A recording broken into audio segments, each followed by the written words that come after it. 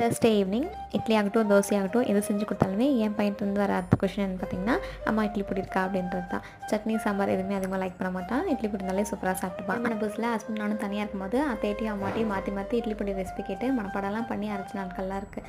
இப்போ அதை நினச்சா ரொம்ப காமெடியாக தான் இருக்குது. இதுக்காக நம்ம இவ்வளோ பில்டப் கொடுத்துருந்தோம் அப்படின்ட்டு.